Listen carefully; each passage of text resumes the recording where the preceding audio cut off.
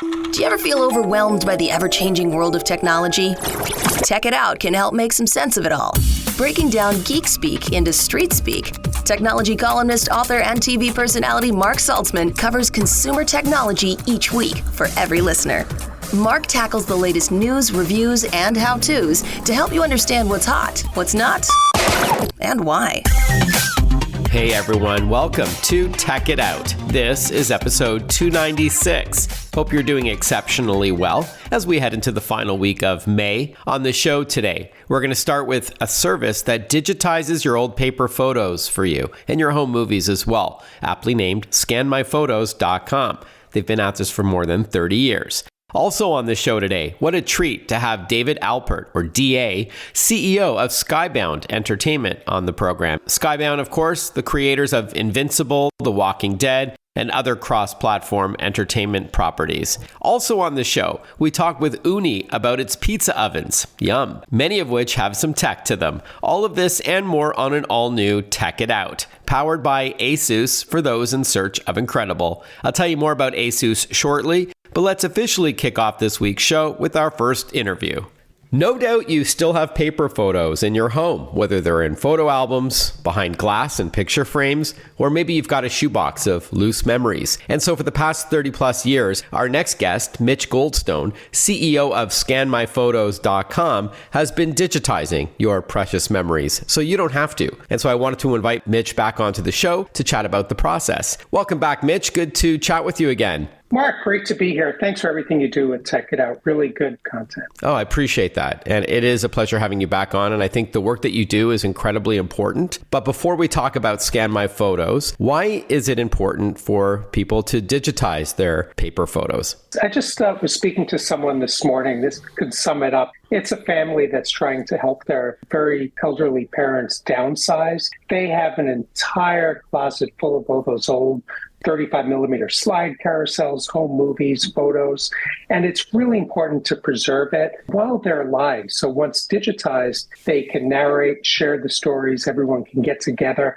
and experience just a lifetime through all those old photos. So it's a way of preserving them, you know, in case they're damaged, say in a, heaven forbid, but a fire or a flood or what have you. It's a way for people to pass on these memories down from generation to generation in a format that's a lot more convenient and familiar to kids and grandkids to share and to save these digital photos. And then often you can fix these photos up as well, which we'll get to in a moment. Now, what would you say, Mitch, is the biggest mistake people make when they try to do it themselves? Because that is an option for someone to scan, you know, go through all those photos, which could take a real long time. It is, Mark. The number one answer is certainly time. It seems like an easy project, but we're dealing with people that have thousands and thousands of photos, 35 millimeter slides, and the first 2 or 3 are easy, but it's kind of like why people go out to dine at a restaurant. You can cook at home, but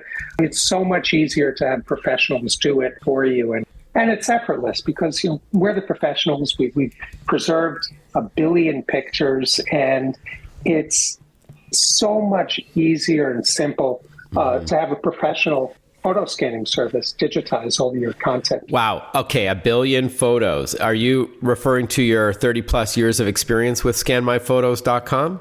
That's right. And we keep track of everything, but it keeps on growing. So it's photos, it's 35 millimeter slides, medium format, traditional 35 millimeter negatives, home movies as well. But 1 billion with a B. That's how many photos or pieces of media you've backed up for your customers. Yeah, you know, for me, I just say that easily. But, you know, when someone hears that, that's a lot. It seems like a lot, but there's so many more when you think of everyone that have all the photo albums, closets, boxes full of all those that are just sitting there that haven't been done yet. So we've now digitized new technology, 35 millimeter slides at 4,000 DPI, 1 every second, and photos are digitized 2 every second on each one of these scanners. Right. DPI stands for dots per inch. So the higher the number, the more detail in a photo. That's really important to note. Thanks for that. Right. Yeah. Speaking of which, Mitch, we are chatting with Mitch Goldstone from scanmyphotos.com, based in, I believe you're in beautiful Irvine, California. Is that right? Yes. Walk us through the entire process. So there's somebody listening right now that says, okay, I'm ready to send these off. What's the process like? Sure. We made it so easy. If you see on the website, it's all new at scanmyphotos.com. You choose whatever product that you want, whether it's photos, you can have paper scan or have the prepaid box. I think we're going to get into in our newest service for everyone in Canada. We have orders for Canada website as well. So you place the order. If it's a prepaid box, that's US only. We send it out to you. It's all done the same day. So when you place the order, your box is sent out to you. Fill it up with all your photos, whether it's slides or whole movies. Once we get it back, you have all types of choices, kind of like a restaurant again, where if you just want an entree, just pay for the entree, which would be the scanning. But if you want same-day service, with our new ScanFast Rush service, select that. Instant uploading, so as soon as everything's digitized, it's returned to you. And that, Mark, unfortunately came about during COVID, where we were dealing with so many people whose family members passed away, and they couldn't wait weeks. All right. So a couple things to unpack here, Mitch. The box that you would send, if that's the option you go with for U.S. customers only, about how many paper photos would you say a box can hold?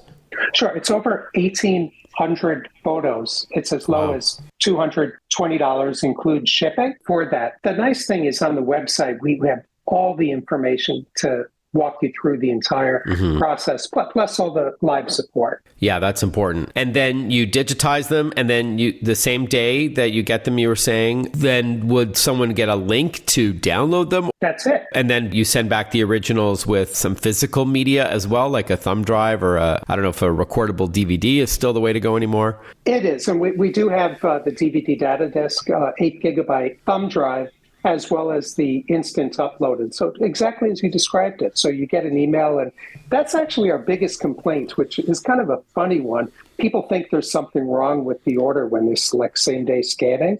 And we explain to them that email they just got are all of their files, all digitized. And, so they're pretty happy.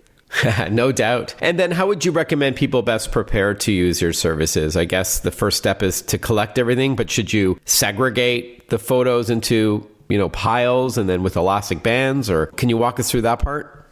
It's so easy. So when you have your photos, collect them, put them in piles. Really easy to count is if you just count 100 of them and stack all the others next to it. Each pile will be about 100. Use a rubber band, just put it around it. Make sure to use an index card and write down what's on those photos, whether it's a holiday, birthday party, special celebration. And those are digitized too. Select scan in order, and then everything is digitized in order for that. So if I wrote, Mexico 2010 or something like that, then do you use that word at all for me then to search? On that note, if somebody sends you some VHS tapes or even older and they want you to digitize them, is there a menu on that DVD, or is it a raw, just like, folder with files inside? Just the files, and because we don't know if someone doesn't have the index card, who the people are in the photos. So there are so many free services right now. Just Google how to bulk list your files,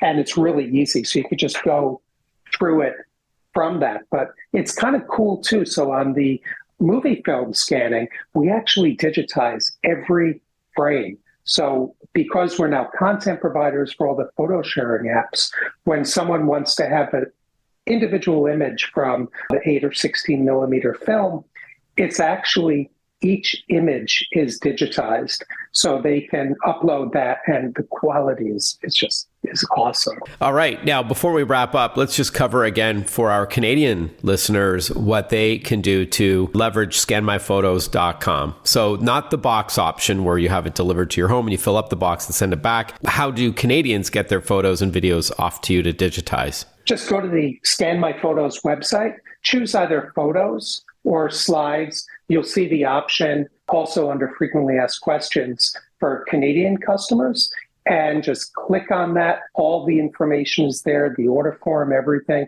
As soon as everything is completed, it's sent back to you the same way. And also to save on money, if you don't want the photos back, we actually discard and shred them after several months. So you can request that just to have it uploaded to you to save on that. But it's really easy. We have, of course, the Canadian flag all over, so really happy with that. All right. And then when the photos are uploaded to the cloud or video, does the customer have a certain amount of time in which to download it? Because you don't keep it there for them, do you? We do based on what they want. So most people, just as an added safety precaution, just 5 days. People can opt for 6 months or a year, whatever they choose for that. And then we archive those. They're all secured, encrypted, everything. Really very important about privacy.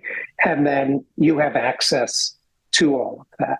Okay. And then for pricing, you already hinted at a couple of options earlier, but it's all at scanmyphotos.com. Photos are as low as 13 cents, slides as low as 21 cents, film negatives for 35 millimeter is 47 cents.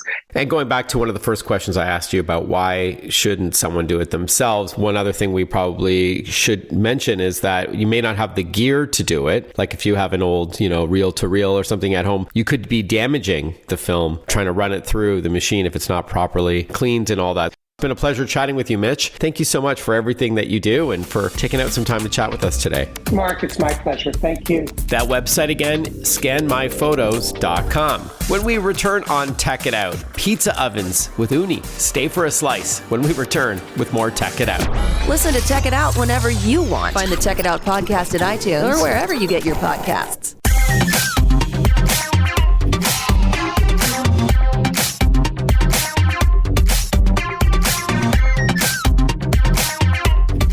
Welcome back to Tech It Out. This show is powered by ASUS for those in search of incredible. ASUS creates technology for today and tomorrow's smart life, and that includes its line of award-winning laptops and desktops, accessories like monitors, mice, and keyboards. There's mobile tech like smartphones and tablets, smartwatches, and much more. For those in search of incredible, visit asus.com/US/radio for more info. That's asus.com/US/radio. What's the only thing better than ordering pizza?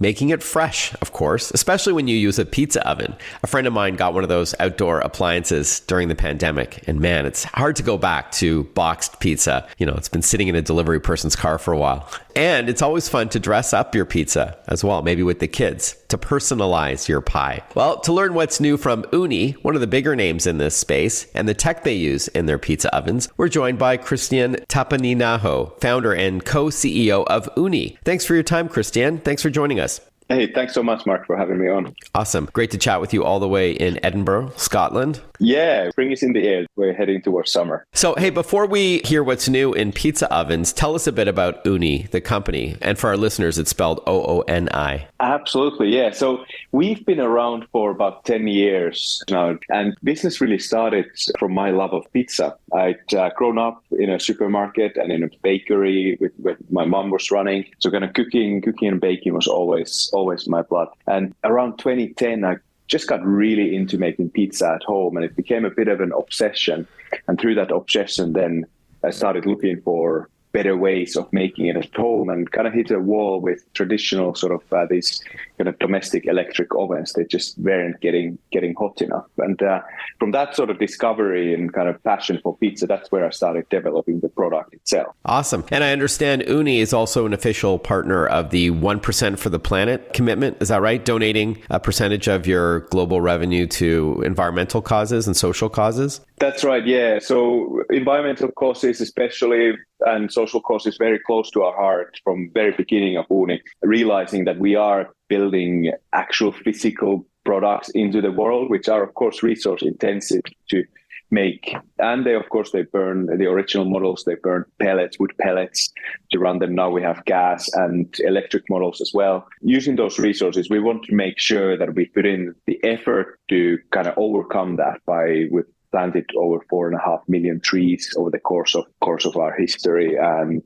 through the 1% for Planet, we're making sure that we try and be as good of a citizen in the global economy as possible. That's great. Congrats. All right. Without further ado, let's talk pizza. Tell us what's new with your pizza ovens. All right. So we feel like we've got a great range of ovens, from anything from gas powered that you just hook up to a propane tank, to multi-fuel ovens that you can use with charcoal and wood. And we've been building products for the last 10 years and always knew that we really want to make sure that when people are looking to make pizza, we create the products that give them the best experience possible.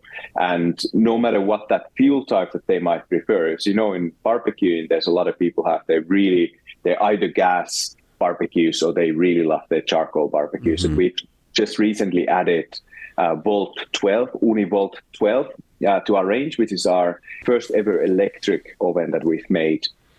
And it's just an awesome oven. We've also added to the range Ooni Karu 12G, which is a bit more of a compact oven, sort of a younger brother for the Karu 16, which is our bigger oven meant for 16-inch pizzas. And are these both for the outdoors, or are these to be used inside? So all of our other ovens, all the solid fuel ones and all the kind of wood-fired and gas-powered ones, they're for outdoors only, really, just because of you wouldn't use a barbecue indoors either. Sure.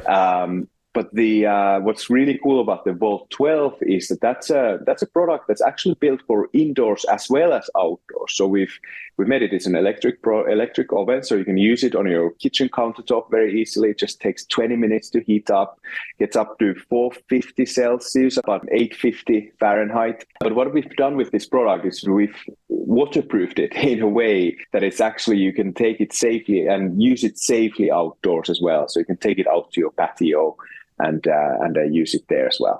What would you say to someone who just makes pizza in a regular oven? They do like the idea of buying dough or making the dough and putting, adding their own sauce and cheese and veggies and meat. Why is a pizza oven better? I think you already hinted at the heat element. Right. So I think the best way to understand this is if you've not made pizza in a traditional pizza oven, you've only made it in an electric oven that gets up to about 400 Fahrenheit or about 220 Celsius. And the best way to understand this, that most of us have cooked a steak at some point. And it's a little bit like taking a steak and trying to get a really nice sear on a steak, but you've only got a lukewarm, kind of medium warm skillet. You can't keep it there for longer and hope it to start searing while the temperature isn't hot enough. There's the same thing with pizza. You have to hit those really high temperatures that for all types of pizza tend to be higher than your domestic oven can reach. So New York style pizza would be cooked in something like maybe 650 Fahrenheit, 700 Fahrenheit, Neapolitan style pizza up to 900 Fahrenheit. Oh, wow. So you really need the interaction of that heat and the dough there to really create that puff in the crust, or get the steam kind of making it rise and personally I love it when it's really a little bit crispy on the outside but a really nice fluff on the inside. They're really soft on the inside, and you just can't get that in a domestic electric oven. Fair enough. We're going to continue learning about the Ooni Pizza Oven when we return. Not sure if you're hungry yet. I am. But stick with us. A lot more Tech It Out coming right up after this. Want to follow Mark? Google him. Mark with a C and Saltzman with a Z.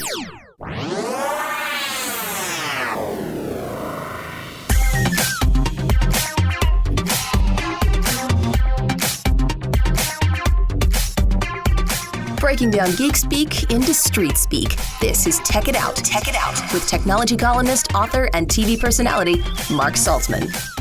Welcome back to Tech It Out. We're chatting with Kristian Tapaninaho. He is the founder and co-CEO of Ooni. Well, speaking of Ooni, why would someone consider one of your pizza ovens? We are the category creators. So before us, this category didn't really exist. So we contrast ourselves to these traditional pizza ovens. We call ourselves the creators of the modern pizza oven category. So we have the longest experience in making these ovens, and through that we absolutely live and breathe pizza. We use these products day in and day out. I'm in our Broxburn office in Scotland. I can see from my office window there's engineers. This is the site where all the engineering and product design happens. I can currently see engineers making pizza. as part of the product. Tough job. Yeah. It is a tough job. I mean, I still eat pizza about 3 or 4 times a week minimum. Mm-hmm. I don't get sick of it. It's a beautiful food to eat because it's every time. I gotta ask you, what's your favorite pizza? So I maybe pizza wise, I'm a bit of a traditionalist. If I have the choice, my toppings are. This might not be to everyone's taste, but the pizza is called Napoletana, and it's with anchovies, capers, olive, very thinly sliced garlic, marinara sauce, no cheese, and basil leaves on top. No and then cheese? A drizzle of olive. Yeah, Yep. This is a bit more of a traditional sort of combo, but absolutely love it. I think it is the saltiness that grown to be a bit of a salt fiend. And what's your take on this debate about Hawaiian pizza? Pineapple and ham? Yes or no? Depending on whom you ask, it could be blasphemy or it can be divine. We very much, I mean, we lean into that sort of the contrast between those, and now they got a bit of a fight between those things. I have no problem with whatever people put on their pizza. I've actually developed my own sort of a Scottish version of a Hawaiian pizza that I call the Outer Hebrides, which is using pineapple that's been cooked in with red chilies in a sugar kind of liquid, so it gets that spiciness. The heat comes from the chilies, and then you use black pudding instead of ham, and it's a white pizza, so no red sauce, just cheese, black pudding, and those hot spicy pineapple slices, and it's a gorgeous pizza. So I'm in the camp pineapple. No haggis then. I guess black pudding was similar. Yeah, it's got a similar tone. Yeah. I absolutely love haggis, and it makes for a great topping as well. Sorry to get off topic. I had to ask you what your favorite kind of pizza was. But before we wrap up, so I'm a techie. Can you tell us what kind of technology may be used in an Ooni Pizza oven? So the technology is, as we started, it was really inventing the way of making these things. So your traditional ovens are hundreds and hundreds of kilos of brick and mortar to be able to cook a pizza in a traditional oven. And the technology was really shrinking that down to something the size of your carry-on suitcase or even smaller. Incredibly efficient combustion. So our products, the wood-fired products, run with incredibly small amounts of smoke. So they just burn up and use a lot of that energy that is stored inside the wood. A lot of the technology is about combustion and maintaining as much of that heat, or using that heat as efficiently as possible to cook pizzas inside the ovens, and making that experience as good as possible. Really, what we're working towards is enabling people to make fantastic pizzas at home and building products that enable those experiences for our customers. I understand there's an app with one or more of your models. Yeah, so we have an app that is kind of you can use it standalone as well. So the app kind of walks you through, you've got tons of recipes, but you've also got a pizza dough recipe builder, where this is especially if you're a little bit further into that journey of becoming a pizzaiolo or a pizza maker. You can set up where you can, I've got 5 friends coming over, I'm going to make 6 dough balls, and they're going to be 275 grams each. And it sort of gives you this calculation of how many ingredients, what is your brewing time, and these kind of things. So it's a little bit along the journey of making pizza, but we've got a ton of recipes and how-tos in that app. It's really popular for our customers who are getting into pizza making. Awesome. And then let's wrap up on costs. How much do some of your models start at, and the best website to learn more? So best place to find this is just ooni.com, and we'll redirect wherever you come from the world. We'll find a website for you there. Of course, Amazon.com as well. We start at $2.99 USD and go up to $7.99 USD. And I think our Canadian dollar price starts at $4.95 Canadian and goes up to about 1,000 Canadian dollars. All right. What does Ooni mean exactly? Oh, great question. So Ooni, the original spelling was UUNI, and it literally means oven in Finnish. I'm from Finland originally. Yeah, I can tell. Slight accent. It didn't sound like a Scottish accent, so. No, it's not. Although I have lived in UK for literally all of my adult life from for about 20 years. It's still not rubbed off. So you just sort of anglicized it with the OONI. Absolutely, yeah. So we found that in 2018, we found that so many people were misspelling it or mispronouncing it. So we just made it easier. And actually, I really love it. We were able to get the .com domain address as well. Side note, my first job was at Pizza Hut when I was 14. Amazing. Followed by a Canadian pizza chain called Pizza. So I've got some of that in my blood. All right. Excellent. Looking forward to trying one of your pizza ovens. Thanks so much for your time, Kristian. All the best. Hey, thanks so much for having me on. Wow. Scanmyphotos.com and then Ooni Pizza Ovens. How can it get any better than that? Well, after this short break, we're going to chat with David Alpert, or DA, CEO of Skybound Entertainment. Yep. The creators of The Walking Dead, Invincible, and many other cross-platform entertainment properties. So stick with us. A lot more Tech It Out coming right up after this. Before we get to that, I do want to give a shout out to Visa. Thank you for your support on Tech It Out. We do cover cybersecurity a lot on this show and how you can best protect yourself in the digital age, even if you're not super tech savvy. Well, one part of the solution is securely shopping online. And so I'm thrilled about my partnership with Visa on Tech It Out, as they've made some significant investments in fraud prevention over the years. How much, you ask? $10 billion. That's billion with a B. That's all to support Visa's brand promise to protect the financial information of individuals and businesses. Zero liability means peace of mind when you shop online using your Visa card. There can be no half measures when it comes to cybersecurity, which is why the company takes an aggressive and multi-layered approach to combating the rising threat of malicious software and other threats by well-funded and global criminal enterprises. Read more about Visa and how securing the world's payments is priority one at visa.com/security. We'll be right back with more Tech It Out. Breaking down geek speak into street speak. Tech It Out, hosted by Mark Saltzman.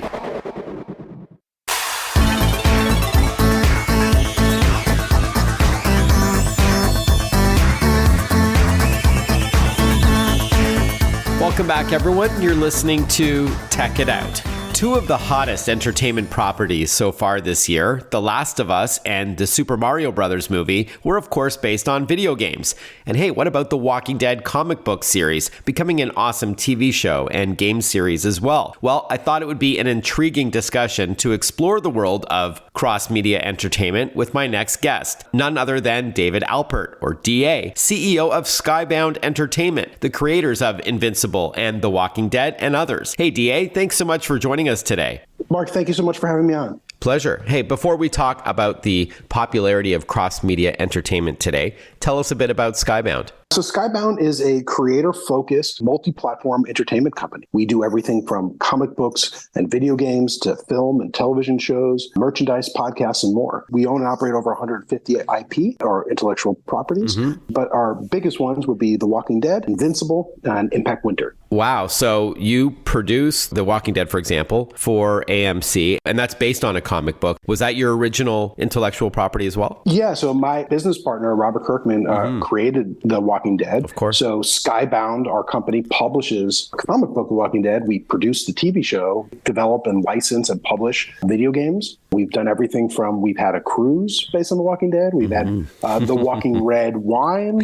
We've had Walking Dead bourbon. I've made samurai swords and baby onesies. All right. So games that become TV shows or movies, it really can be hit or miss. Let's face it. I'm so happy to see that this year, The Last of Us and Super Mario were examples of cross-media entertainment done right. How do you think they achieve this? First of all, we're living in an age where the technology that's involved in making these shows and movies is just absolutely mind-blowing compared to where it was before. You know, it used to be in, let's say, in the 90s, if a movie had, let's say, 200 VFX shots or visual effects shots in there, that was a massive blockbuster. That's like a Jurassic Park type movie. Today, a little indie might have 400 to 500 shots, and a big franchise movie like Super Mario is probably thousands and thousands and thousands of shots, right? So just the sheer volume of the amount of computer work that we could put into a film and TV show is just mind-blowing compared to previous eras. So what that does is it allows things like zombies and monsters and animations to sort of just be at a much higher level. So I think that's part of it. But I also think that,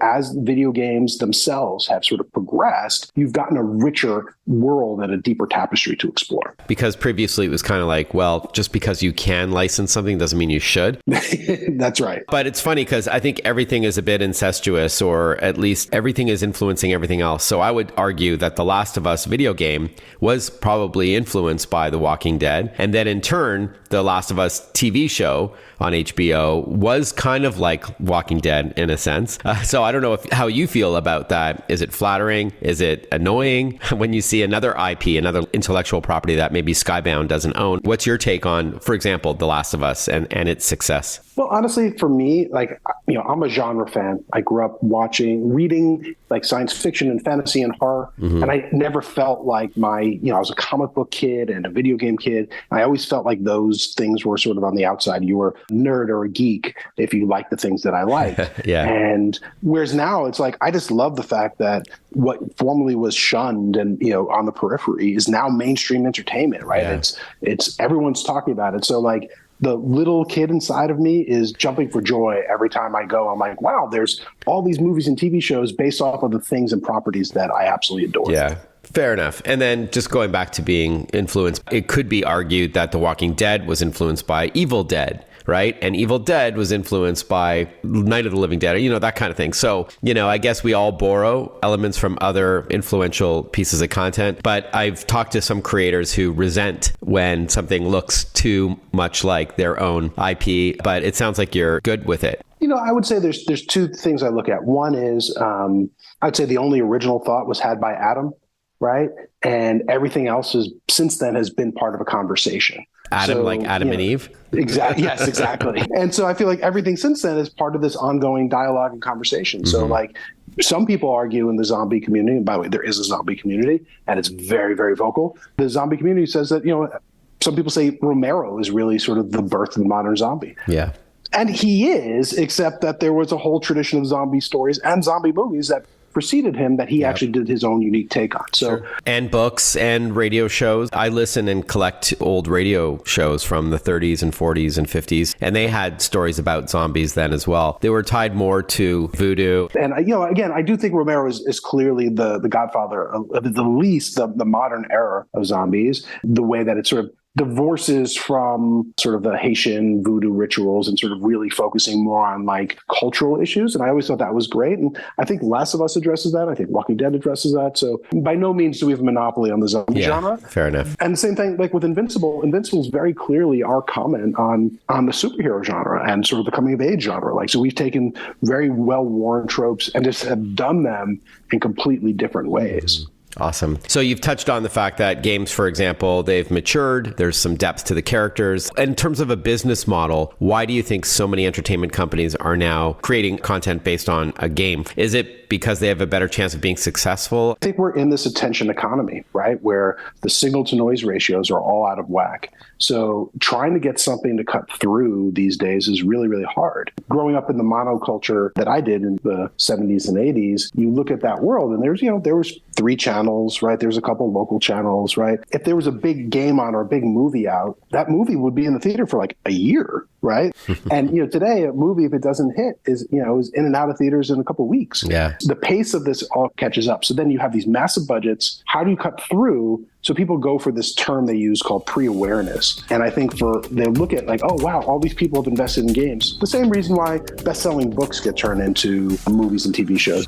More with DA from Skybound when we return on Tech It Out. Follow Mark Saltzman on Facebook, on Twitter, on Instagram. Listen to Tech It Out whenever you want.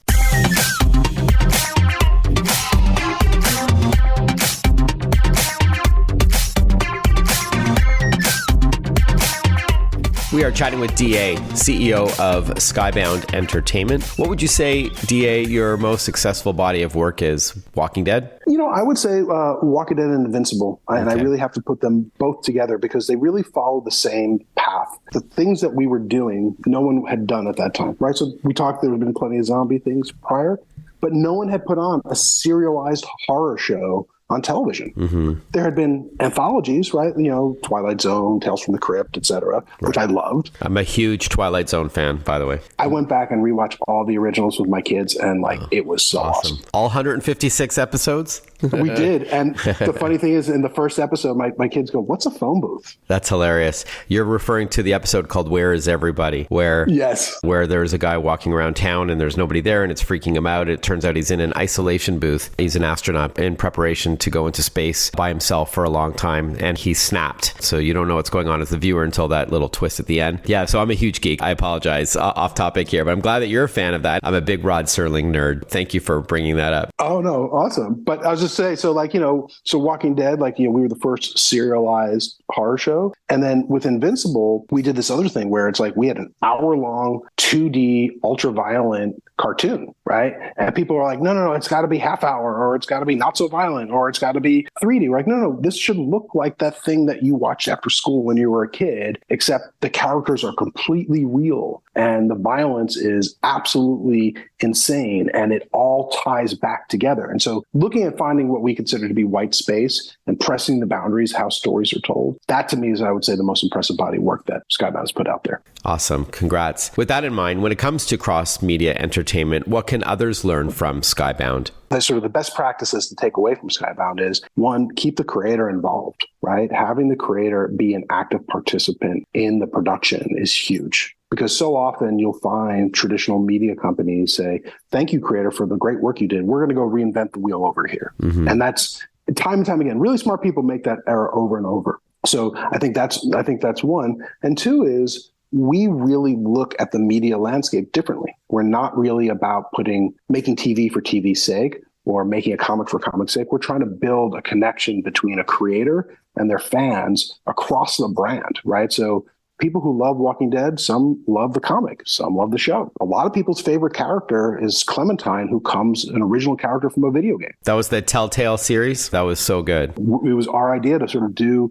People came to us and said, you should do a shooter. We're like, we'll do a shooter. We'll do shooter. But the core value of what we do is we're emotional, right? Yeah. So we wanted to make a game that made people cry. That was our goal. Wow. So yeah, that was great. That was kind of like a take on the point and click adventure game genre that I was so obsessed with in the 90s, to the extent that I got into the industry 29 years ago. All right. It would be remiss for me not to ask you, DA, what's next from Skybound? Well, the best thing for me is I've been working now. So, Invincible, because it's animated, has taken longer to come out, but we have Invincible season 2 coming out very soon. I'm already working on season 3, which is absolutely insane and mind-blowing. So I can't wait for people to come see that. Mm-hmm. And then we had this huge hit that we did for Audible. It was an audio original, very much inspired by those 30s style radio shows that you were talking about. Yeah. Called Impact Winter. Have you heard Impact Winter? No. In researching my interview with you, I saw the audiobook portion on your website, but I haven't listened to that. I definitely will, because I'm a huge fan of audio, the theater of the mind, audio entertainment. So yeah, I'll check that out. Yeah, and it was a big hit for us. And we now have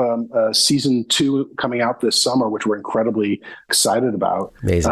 And we're going to have a huge presence at Comic-Con because it's actually the 20th anniversary of both Walking Dead and Invincible this summer. Wow. Just saw the CNN special, the 2010s, and they tipped their hat to The Walking Dead on AMC. I don't know if you saw that or worked with them on that. No, that's awesome. They were just saying how the network took a chance on a zombie serial and it paid off, much to what you were saying earlier. Okay, DA, so as we wrap up, where can we learn more about Skybound? Well, the best place to go is republic.com/Skybound. We're actually in the middle of something called a Regulation A financing raise. So our SEC audited financials are live on the site. Videos about all our upcoming things are live on the site. And we're actually driving to our close. That'll be announced tomorrow, actually. So that's the best place to go, republic.com/Skybound. Republic.com/Skybound. Good luck with that. And it should be noted, it's open to anyone to invest, by the way. If you're a fan of The Walking Dead or other Skybound properties, then that could be a cool thing to check out. Really great to chat with you, DA. Thanks so much for carving out some time to talk. All the best. Continued success. Thank you, Mark. Appreciate it.